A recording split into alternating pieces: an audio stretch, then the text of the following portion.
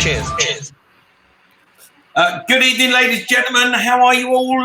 It's me, Mike Brewer. So pleased that you can join me. This is my first ever live, not so much live, I do lots of live stuff, but live Mike Brewer show here on Facebook. And I'm delighted to join me for my first ever show. I've cast the fishing net out, and the first hook I got was my very, very good buddy, car savant, F1 expert. We are going to get so much information out of him, especially this week because there's been a busy week. Go man, put your hands together, ladies and gentlemen, for the one and only Mr. Mark Priestley, F1 Elvis! Good evening. Hello, everybody. Hey, Mike, how you doing? I'm all right, mate. Yeah, not bad at all. Let's get us both up on screen at the same time and lose that one. Look at that. Not only that, Mark, I like this. Watch. Look at the bottom of the screen. Now look there, and there you are. I'm impressed. In rehearsals, and yes, we did do rehearsals, hardly any of this worked. No, hardly any of it worked. So I'm so pleased it's working now, which is fantastic. So first of all, Mark, thank you very much for joining me. This is very exciting. It looks like you're driving. Yeah, this is my little gaming setup. I don't know how much of it you can see, but yeah, I've got a little rig with steering wheel, pedals, race seat. I like a bit of the old simulator driving, so this is great fun. I've been doing that recently. I've got my Formula One game out. I've got my rally game out, Dirt. Got the F1 fired up. I haven't been near it for years. I've got that fired up. Got my wheel and my seat. And I've been sitting downstairs thinking I'm Lewis Hamilton and I can win a world championship. But truthfully, I just end up being a chicane for other people to go around. Yeah, well, we all think we're better than we are until we actually do it, don't we? Yeah, I just like the fact you can crash into anything and carry on. Yeah. That's a good bit. It's been really interesting, actually. It's been really interesting seeing, because everyone's in lockdown and we can't have any real racing, how many of the actual racing drivers have turned to this kind of thing for their amusement, but also to keep fans entertained. It's been brilliant to watch. Absolutely. That has been good to watch. It's funny, we've got lots of people joined us already, and I've seen some friends fly by. I was going to try and find one and put him up on the screen. And this is nice, this little bit of software. Look at that. That's Nathan. Where is he? There. Nathan Bovington, fab mate. Nathan looks after my, thanks Nathan, looks after my cars for me. He's the one that helps me. He built the Citroen SM, my Citroen SM, Nathan. Yeah. Me and Nathan had a day out yesterday. It was absolutely fabulous. I'll tell you a bit more about it as the show goes on, but I'm very excited to share some new car purchase news with you. But before I do, it's all about me talking to you, Elvis, and there is the elephant in the room. And lots of people keep asking me, how on earth is that kid called Elvis? So let's explain it to people.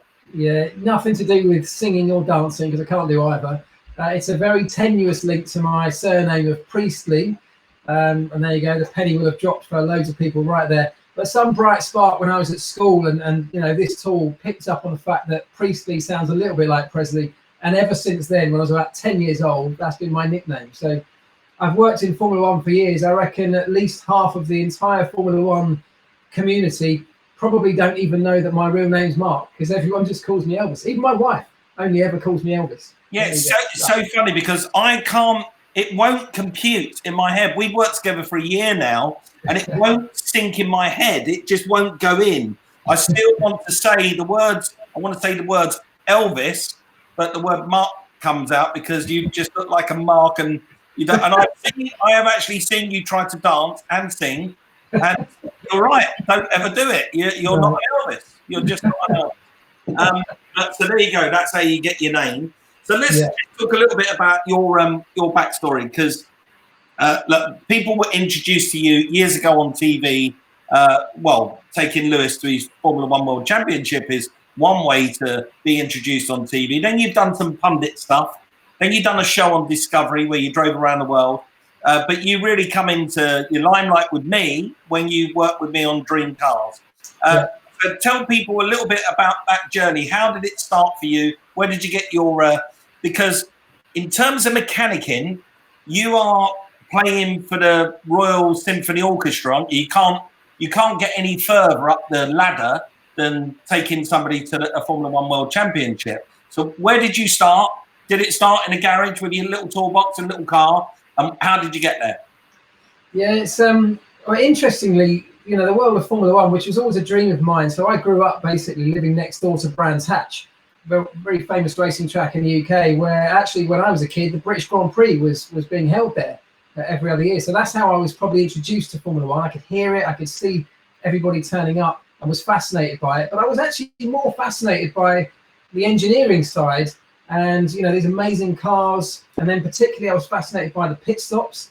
Amazing seeing these guys burst out of a garage and change the wheels and tires in these staggering speeds. And I remember being very young and being fascinated by that.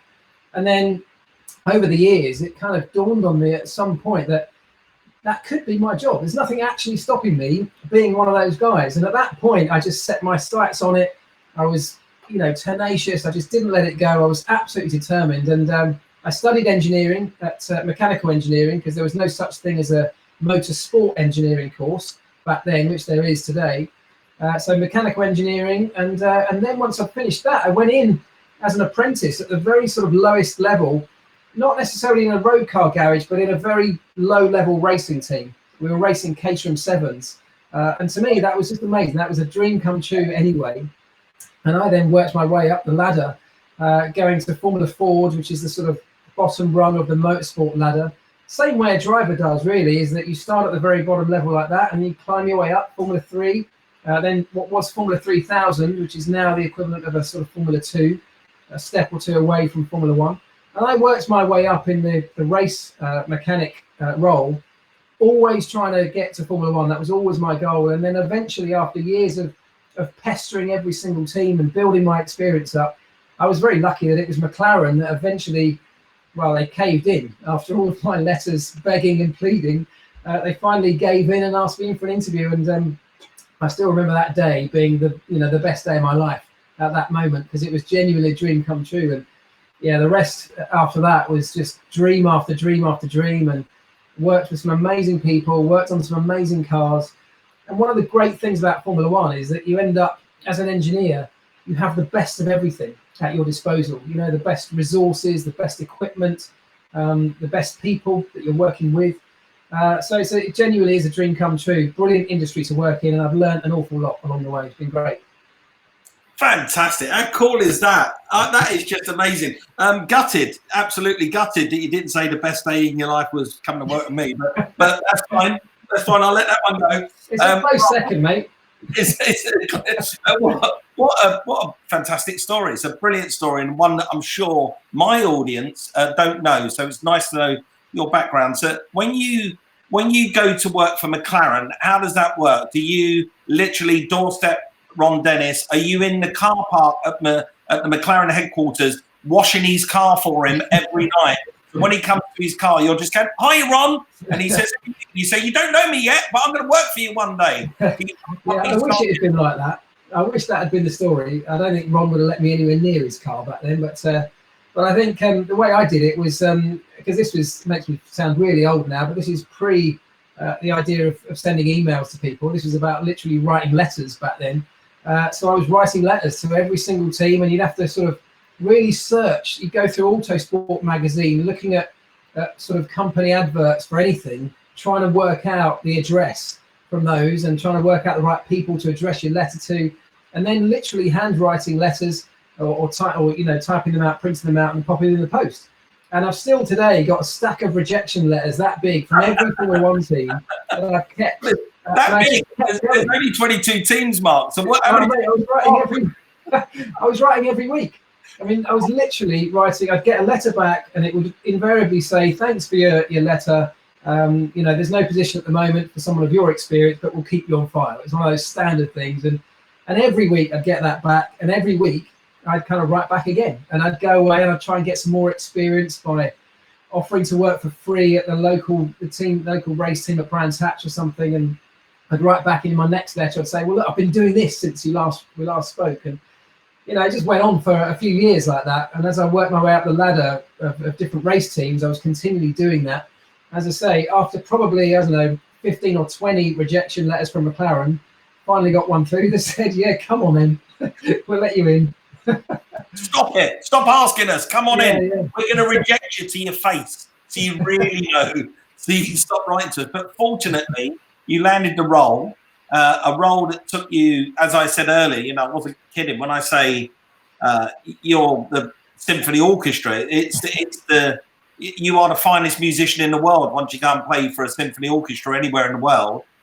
Once you're working as a race mechanic for McLaren and win a world championship, that's the pinnacle of achievement. That must be that moment. Can you? I'm sure you've told it 1,000 times. I've read your book about it, but can you just try and tell people what that moment was like? I mean, obviously it was a difficult season, and even in that last race in Brazil, it was sort of hit and miss whether Lewis would take the championship. But once that was confirmed that you'd won the championship, can you just try and tell me what that felt like?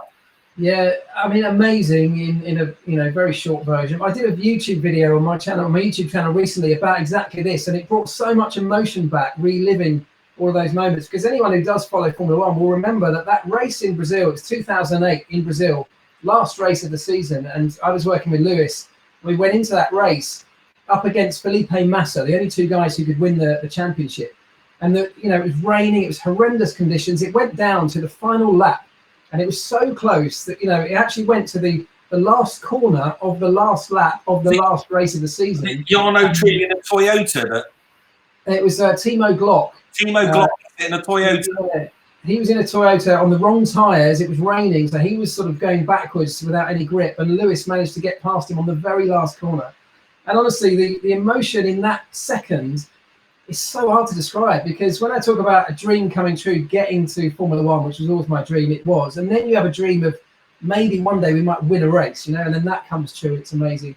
And then the ultimate dream, like you said, is winning a world championship, exactly as it is for a driver. It's no different for the engineers. It's the same dream. It's brilliant. And in that moment, when we crossed the line and realised we'd become world champions, I mean, the outpouring of emotion, because the tense feeling across that last lap where we weren't sure, and all of a sudden that just comes pouring out, and we're just leaping around the garage, hugging everybody. Nicole Scherzinger, who was Lewis's girlfriend at the time, was in the garage, all sort of dolled up. You hugged her for 10 minutes. Yeah, couldn't let go. What, let her go? 10 minutes. We both celebrated passionately, yeah. But she was dolled up in all this kind of immaculate makeup, perfect dress, high heels, nails, a whole lot. And then there's 25, greasy, dirty mechanics just leaping all over her to celebrate. And the best thing was she didn't care at all, because she was so happy as well. It was an amazing moment. And then I remember the banks of photographers. You feel like a celebrity in that moment, because the photographers are just flashing bulbs towards anybody in our garage in that second. It really was an absolute. I'll never ever top that feeling. Certainly not in motorsport, because there's very few people that ever get to experience that, and I know that I've been incredibly lucky to go through that and to do it in such a way, and then to see how Lewis has gone on from there to have the success that he's had. It feels very special and a very proud moment to have been part of that journey at the beginning. And of course, when you flew back from Brazil, at the airport waiting for you from Uncle Ron was your got free McLaren, correct? Yeah, I wish. Yeah. I mean, we did do all right, I have to say. We did get a nice little chunky bonus that year, which was lovely. Not quite a McLaren-worthy bonus, but we did okay. I would have gone for the McLaren. That's what I would have taken. I would have taken that.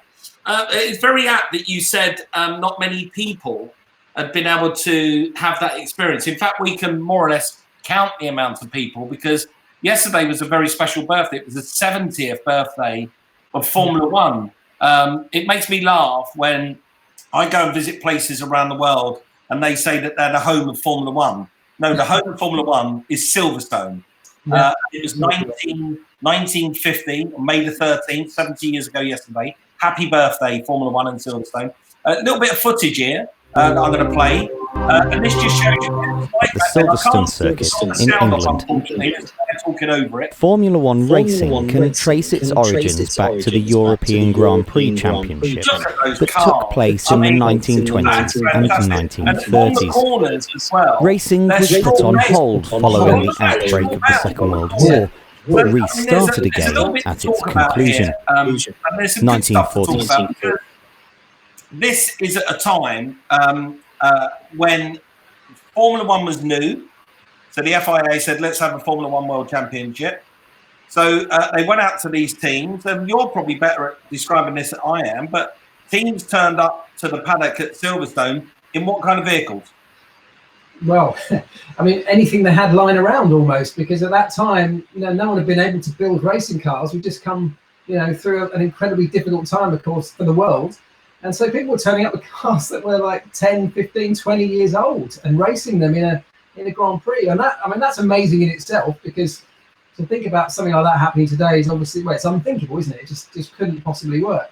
And just looking at that footage there, it's amazing, isn't it, to see how many cars were on track, how close they all were, and then how close the fans and the crowd were just the other side, like you said, of straw bales. It's amazing to see that footage. It sort of makes you shudder, doesn't it, when you think about the safety aspect of all that. But what an amazing spectacle. And I think moments like that, and what was really nice about yesterday, having this 70th anniversary, that everybody involved in Formula One was sharing memories like that.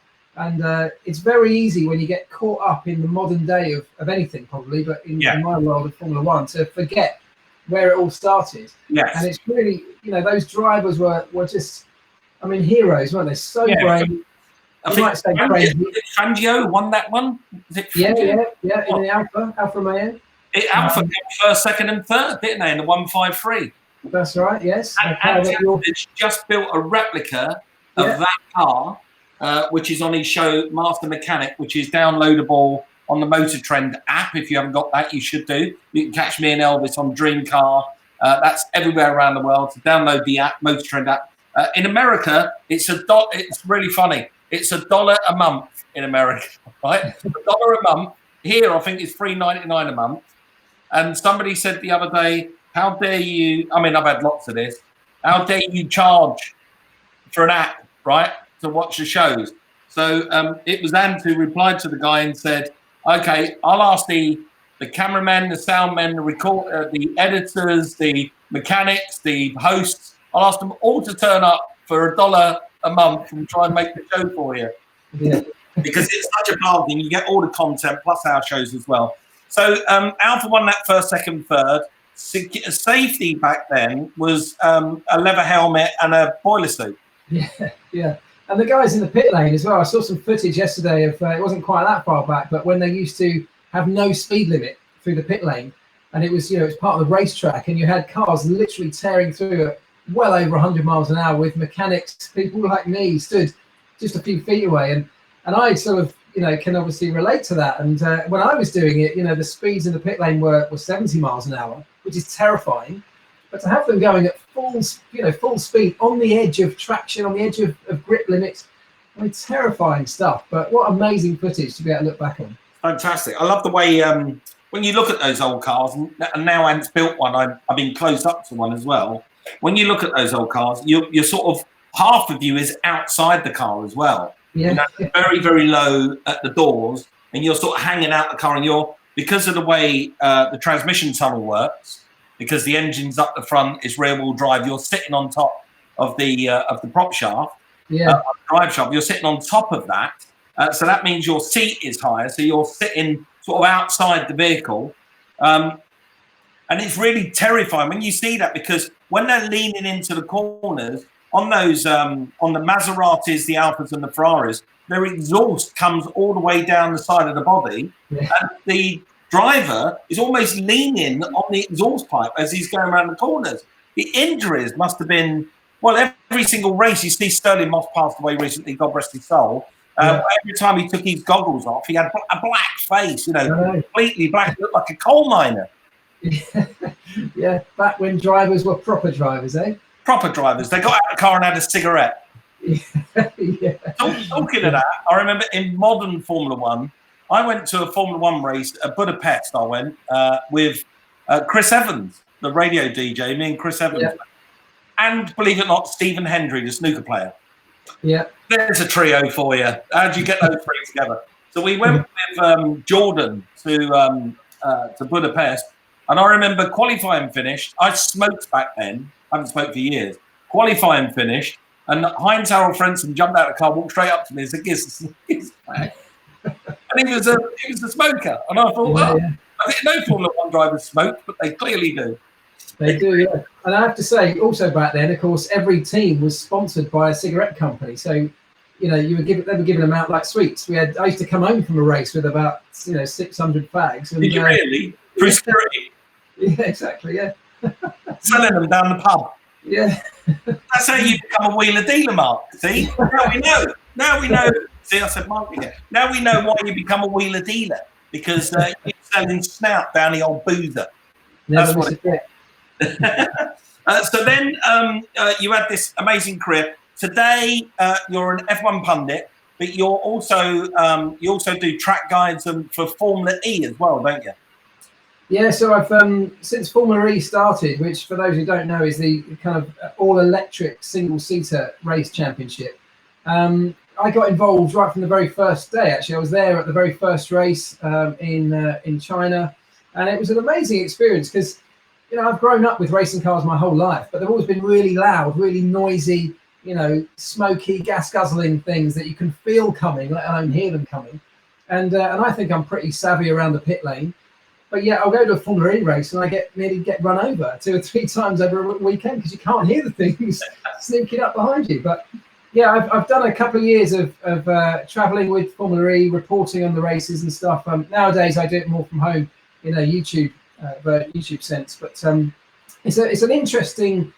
I'm still a huge Formula One fan, and that will always be my passion. But I am interested in the technology behind Formula E because that's me. I'm a guy who's into technology and the advancements in technology and that kind of stuff. So it's a really interesting time for me watching this technology develop. And of course, it develops much quicker in a motorsport sense than it ever does in a road car world. So that's been really interesting to see. But it's fair to say that every Formula One car has an electric hybrid engine anyway in it. So that technology is working its way across the Formula One. And I gather as the world progresses, we're going to see more dependency on the electrification of Formula One than we, what are we, V6 at the minute? They will get them down. They'll probably go back to when they were 1500cc 4 bangers. They'll probably get them down to a 4-cylinder with a bigger electric motor in the future. Yeah, I think they're at a real interesting crossroads now, Formula One, because they've got a couple of big decisions to make over the next few years about which direction they go in. Because at the moment, Formula One is kind of propped up and is largely financed by the big motor manufacturers. The likes of Mercedes and Renault and Honda and Ferrari, of course. These guys are putting a huge amount of money in, so they have some say in which direction the sport goes, and they're all in it to market their own, road car products at the end of the day. Yeah. If Formula One doesn't follow the market trends, and of course most road cars are all heading hybrid and then maybe electric or something else that's ecological, Formula One probably has to follow that or even lead that in some way. So yeah, hybrid has been a really interesting experiment. Not everyone's loved it, but I think in terms of developing the technology, it's been brilliant. We're now really at the cutting edge of both internal combustion engine technology, but also hybrid technology. Yeah. And I think you're right. I think we'll get a bit more of the hybrid side coming to the forefront. Maybe even something like hydrogen combustion. They're even talking about from 2025 onwards, it's going in a completely different route and perhaps exploring and developing that technology, which could change the face of road cars as we know it, I guess, if that comes, really pushes on. Gutted again. See, you just done it. I'm gutted. You didn't say, no, we're going to go back to the days of the V10. I would love that. That would be amazing. I'd love that as much as anybody. I just can't see it in modern Formula One because it would be seen as a step back. Hey, Paul Cowland's on. Paul Callan's joined us online. Good evening, gents. I can put him up on the screen. Before I've got lots of people come on board here, a whole timeline. I apologise if we haven't given you a shout out yet. But before I get to that, there has been some monumental Formula One news bouncing around this week. It's the Wheel of Fortune of Formula One. I woke up, my phone was alight, and straight away, I think it was 7:30 in the morning, I text you and said, What? Vettel's gone. So just explain to the people out there what's happening in the driver lineup of Formula One and what's happened this week. Well, it has been a big week. Started off with Ferrari announcing that Sebastian Vettel, who's a 4-time world champion and has been their driver now for 5 or 6 years, they will part company at the end of the 2020 season. So he will not renew his contract. That was big news in itself. Maybe not the most surprising because it's been talked about, but that's now official. Which means there's now a seat available at Ferrari, and then there's a lot of speculation about who might take that A lot of people thought Daniel Ricciardo could be the best shot for that, and personally, I'd have loved to have seen him in it. Yeah. But today, we got official announcements from Ferrari and from McLaren. McLaren announcing that Carlos Sainz will leave the team. Daniel Ricciardo will come in and take that McLaren seat. Carlos Sainz moves to take the seat at Ferrari that Sebastian Vettel vacates. So a lot of moving around, some really interesting moves, and actually I think they're both quite exciting, and I'm really looking forward to see how they all play out. So Vettel, we think, might retire. I mean, he's done it 4 times, and he's got the T-shirt, got the trophy, got the big house, got the supermodel girlfriend, the yacht, lives in Monaco, he's done it. So he might retire. But where's Bottas going to go? Bottas, because I still think there's some mileage in Bottas. Well, Bottas at the moment stays at Mercedes for this year. He's on a kind of 1-year rolling contract at the moment, so he could potentially still stay at Mercedes next year. But of course, what all these moving around means is the one vacant seat that we do know of is a Renault seat that Ricciardo has vacated to go to McLaren. So there's one space as things stand at Renault. Now, Mercedes have George Russell, who's currently in a Williams, who's their young kid moving up the Mercedes program. Really quite talented guy. I wouldn't be that surprised if they shuffle him up to the main Mercedes team to partner perhaps Lewis Hamilton until he retires, which would put Bottas out of the seat. Maybe he could then move across and take up that vacant seat at Renault. Hence my question about Bottas. I think you could see at the back end of the last season, Bottas becoming more disenchanted with the whole thing. You could see that. You could see Lewis obviously gets to love whatever he wants on the car. You can see that play, and you can see Bottas was becoming more disenchanted. And in this round robin of Vettel, Sainz, and all the rest of it, my brain's been going, Bottas, where he's going to go. He's going to go. He'll be the next to go. And I wouldn't be surprised. But you think he's going to stay next year? I don't know. I wouldn't be surprised. There's no talk yet about Bottas and what he might do. He's contracted to the end of this year, which we may or may not get any racing done still at this point. That's an unknown, and that's an interesting part of this whole Vettel thing. First of all, there's a chance we may not see Vettel drive another Formula One car. I don't think that will happen. I think we will get some racing. But even if we do, we might get racing only behind closed doors with no fans in attendance. So poor old Sebastian Vettel, if he is going to walk away from the sport, might be doing it in front of nobody at the racetrack, which would be a real shame. I think you'll find he's had his nose smashed off by little Charles Leclerc. It's clearly, you can. Oh, you've disappeared. Come back. Oh, hold on. Don't disappear. You've got to come back. Otherwise, I'm going to have to put a pit. There you go. There we go. Sorry about that.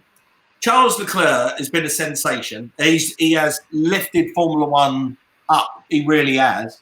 And you can see, I gather, and I don't know, I've been around Formula One. I've been in the garages. I've been races all over the world. But I've never been in a team like you have. And I would gather, very much like this screen, we've got two screens here. So there's 2 cars in the garage, and you've got a team working on one car, a team working on another car, but then you've got this team of people that are across both teams at the back. They're the PR company, the sponsors, the PR company, the management side of it. They're all at the back, and they are across both of those 2 sides of the garage. And I would imagine through a Formula One season, if this side of the garage is doing really well, that everyone's gravitating towards that side of the garage. And then if this side of the garage is doing really well, they all gravitate towards that side. And I would imagine for a driver, if you're Bottas and you're going into the back half of last season, knowing full well you're just being trounced by your teammate, no doubt every time you get out of the car and you look at the back of it, and everyone's on the Hamilton side of the garage waiting to congratulate him, waiting to see him get out of the car, it must tear you apart somehow because you've spent your whole life in the dream of getting to that point, and that point isn't what you are making it out to be. You're not achieving it. I think there's definitely truth in that. And also, of course, what happens when that does start to happen, when you're constantly getting beaten by a teammate, is that the media start ploughing in and start writing things about you. That might be talking like this. Yeah. And they're only human at the end of the day. So that stuff can start to affect you, and particularly if it happens season after season, which it has for Bottas. It can start to. It takes a massive amount of mental toughness to overcome that, and I think that was perhaps one of the most impressive things about when Nico Rosberg finally did it in 2016 after being beaten constantly by Hamilton. He kind of dug deep and pulled everything out to take that one victory, World Championship. That was what it meant so much to him, because he'd been beaten down year after year, and he managed to pluck himself up with everything just to get across the line. But not everybody can do that. We're going to talk about us now. We're going to talk about after that little Formula One. But before we do, Paul Montesano. Paul is the chairman. He's the president. No, sir, yes, sir, Mr. President of the biggest Mustang owners club, I think, in the world. It's the Orange County Mustang Owners Club. I'm a member. Ant's a member. My dad's a member. And Paul is online, and he is a F1 lunatic. So he sends Hey, Paul. See. I imagine Paul might have a new member, hasn't Paul Cowland just got? Paul Cowland, yes, he's joining us. Correct, he is. I've got on the right. I'm not ignoring you. When I look over here, it's because they're the messages that are coming in.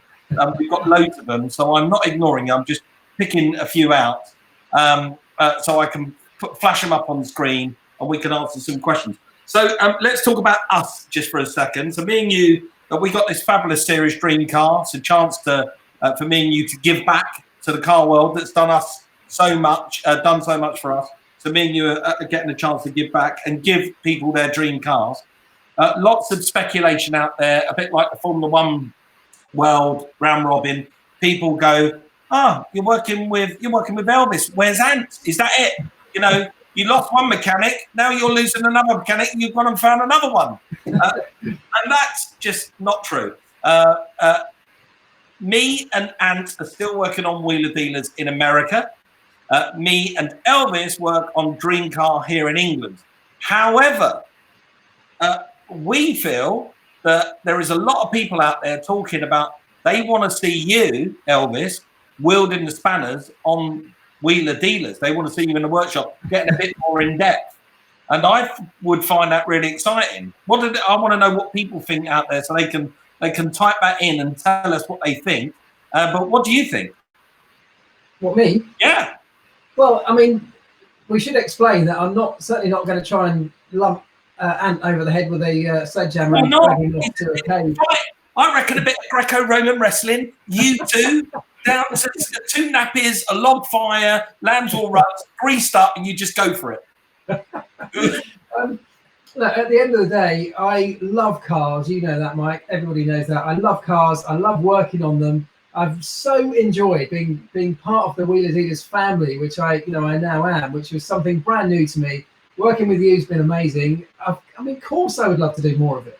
Perfect. Well, that's what the audience want to hear, and I'm sure they're going to tell me on the timeline that's coming up. But yeah, me and Ant have got more shows to finish off.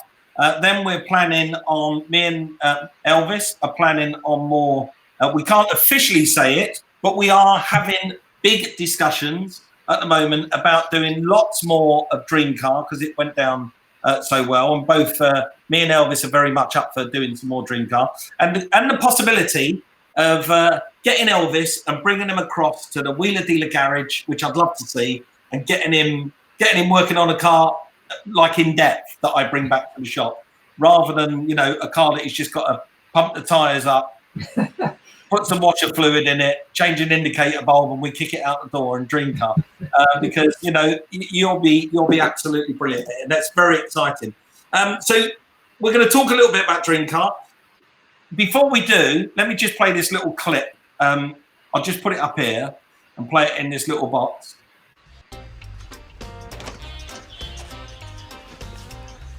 This old wooden steering wheel doesn't suit our track day style.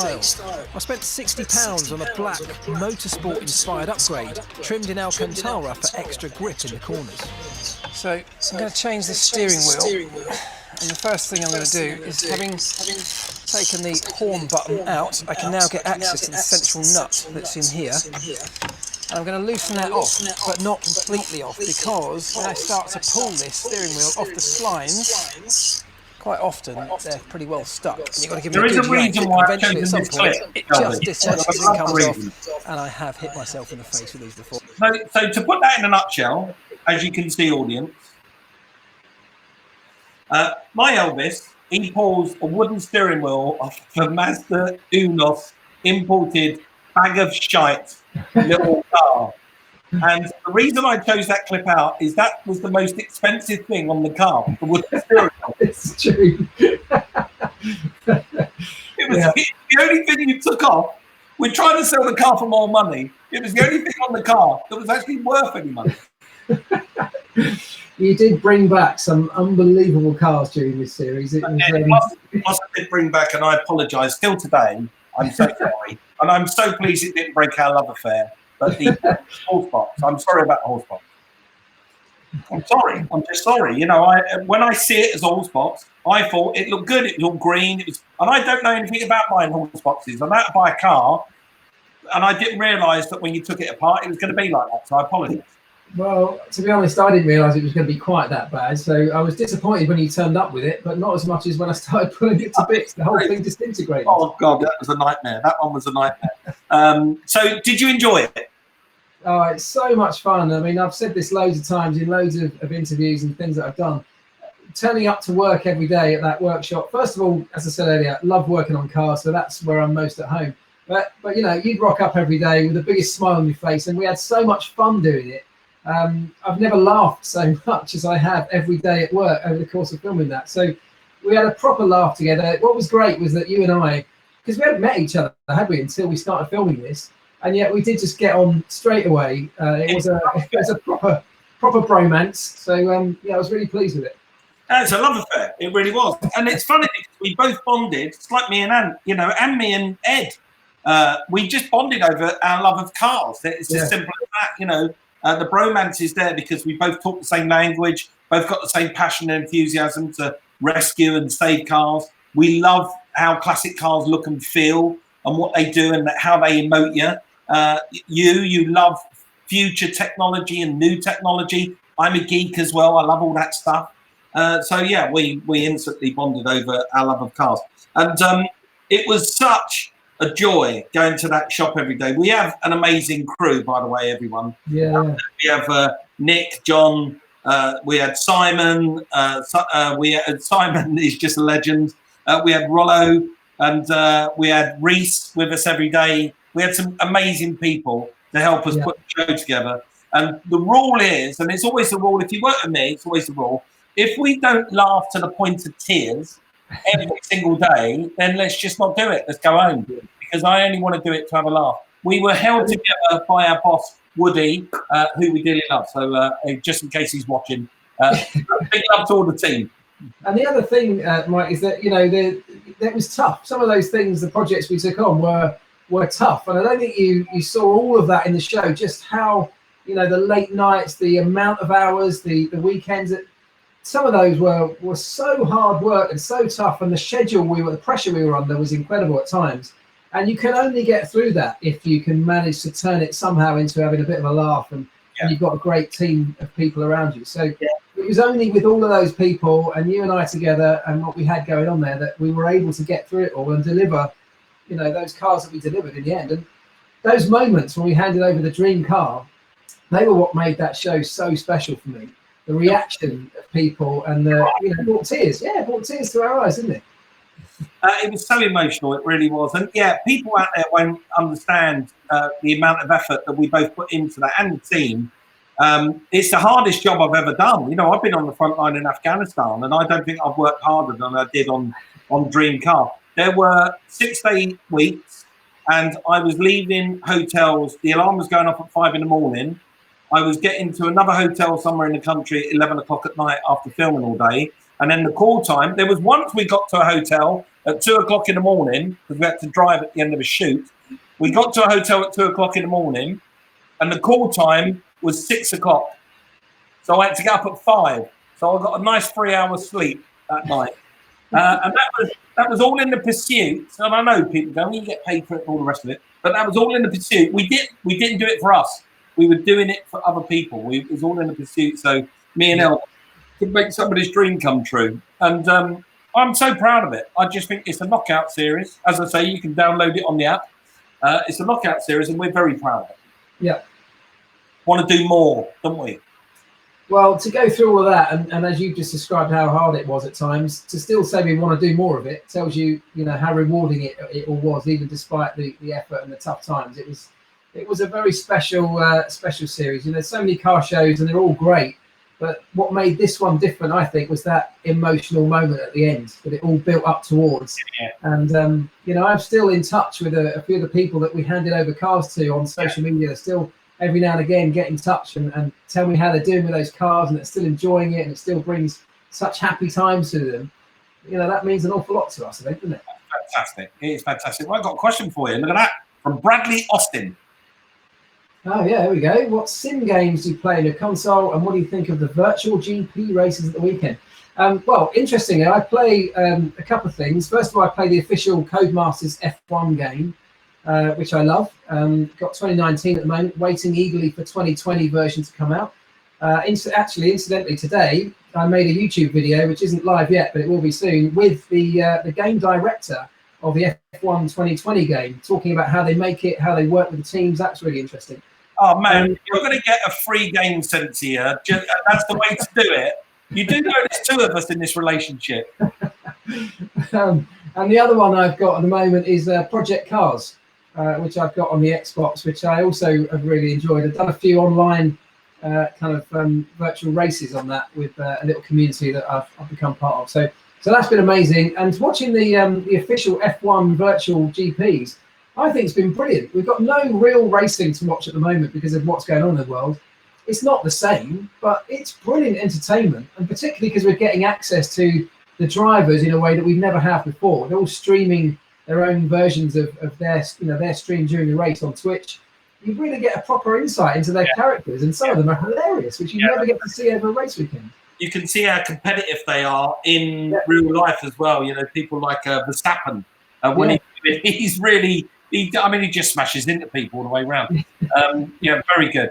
Very good. We've had Connor Hutchinson saying Dream Car was brilliant, but Wheeler Dealer episode with Elvis and Ant would be pretty cool. Can you imagine those arguments? Well, unfortunately, there wouldn't be any, because one thing about our shows, we don't argue. We just simply don't argue. There's no point. If you, we just look at the problem in.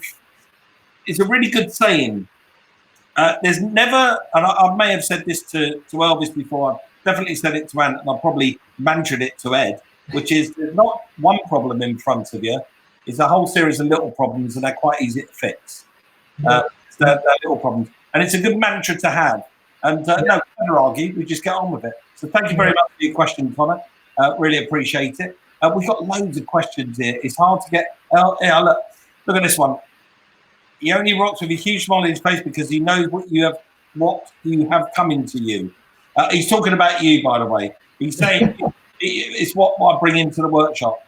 Well, I've always got a big smile on my face. You have. I will be honest with you. I mean, I think the most angry I've ever seen you was the horse box. That is your face on the horse box. You were pretty angry on the horse box, but when that was when the camera was on you, because you were pretty pissed off. Let's face it. But when the camera was cut, I remember I was doing a monkey dance or something, and Simon was farting in the background. Yeah. Nick was doing his lunging exercises, and then everyone was back to a bit having a laugh again. Yeah. Let's have a look. John Wood. Mike, would you change a Ford Focus Eco to a crew cab transit van with tow bar? Why not? That's my answer to that. But thank you very much, John, for your question. I don't know, I'm sure you get these as well, Mike, but so many people since the show message me, and you, I'm sure, things like that. Can you do this for me? Can you change what I've got now into this? And that's also something that's been quite nice out of this. People see what we've been doing, and they all want to be part of it. The response off the back of that show to both you and I and to the channel has been amazing, hasn't it? It's been absolutely huge, yeah. So we are saying, though, me and Elvis, please listen to us. My inbox is inundated with people saying, right, I've got a car, I've got a Ford Fiesta or a Bugatti Chiron. We currently aren't making the show. And currently, there are plans to do another series, but we've not announced it. We don't know what shape or form it's going to look. So please don't send me and Elvis any submissions for any cars, or don't be disappointed if we don't answer you. What we will say to you is when it's announced, if it's announced, we will both be out on social media announcing it very proudly, and then we'll be asking you for submissions. And I feel really sorry for the person that's going to have to sit in an office and pour through those, because it's going to be, they're from all over the world now. Of course, it's gone out all over the world, and there are going to be submissions from all over the world. Yeah. It's going to be a tough job for someone.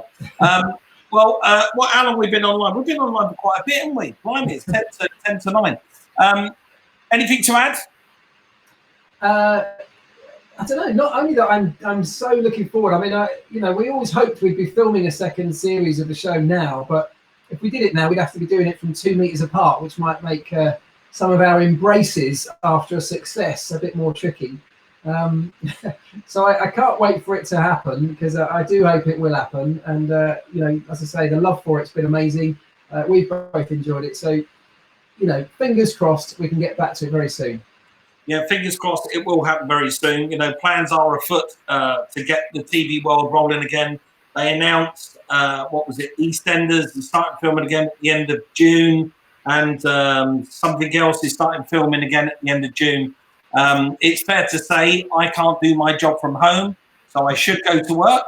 And my work is driving classic cars and talking about them. Your work is fixing them up for me. So, yes, there is no reason why we shan't go back to work very soon. It's been an absolute pleasure to have you on as my first guest on the Mike Brewer Live Show. It's been brilliant. Where can people find you? If they want to find you anywhere, where can they go to find you? Well, you can find me on socials on the little tag that's scrolling across the bottom of the screen there, at F1 Elvis. That's Twitter and Instagram and my main platforms. And then most of all, I do most stuff on YouTube. So I have a YouTube channel. It's just search Mark Priestley or F1 Elvis. You'll find it through either of those. And that covers everything from cars and Formula One cars and racing and technology. But I'm on there most days now. I'm really enjoying it. So if you want to find me, do come and say hi. I'll look out for you. Yeah, definitely go and check out Elvis's channel. Please don't ask him to trade up a car for you, because we're not going to do it just yet. Thank you, everyone out there, for joining us tonight. I can't tell you how much we appreciate it. It's been absolutely fabulous to do this. This is something I plan to do once a week, and it may go to twice a week. We're lining up some great guests for you. We've got Anton Stig coming on, obviously, and then we're talking to people like we're going to have Goblin Garage, Paul Callan, Drew Pritchard from Salvage Hunters Classic Cars. And then I'll be reaching out to my other friends like Wayne Carini. We'll be having Chip Foose, also Dave Kendick from Bitchin' Rides. So we're going to have some really good guests on the show. And I'm really looking forward. I'm going to be talking to Frank Stephenson as well. I'm going to be asking him to come on the show. Legendary car designer, great guy. Worked for McLaren. Designed every McLaren for years and years and years. What can I say? Elvis, a virtual hug. I wish I could. Thank you very much, mate. I wish I could wrap my arms around you. I really do. It's been a pleasure. Thank you. It's been an honour to come on as the first guest as well. Thank you very much. And thanks everybody for watching. And hopefully we'll see you all on the screens again soon. All right, buddy. Well, listen, thank you very much. Ladies and gentlemen, thank you very much for all your messages that have come through. I'll pull through them one at a time when I get a chance. In the meantime, everyone, stay safe, stay alert, as they're saying, protect the NHS, look after yourselves, spread some joy. Don't spread hate out there in the world. It's really easy to spread some joy in the world. That's all you need to do. Be happy, everyone, and we will see you next week. All right, then. Thank you very much. I'm now going to play you out with this lovely little rendition from me, and it is the end credits. See ya. Bye.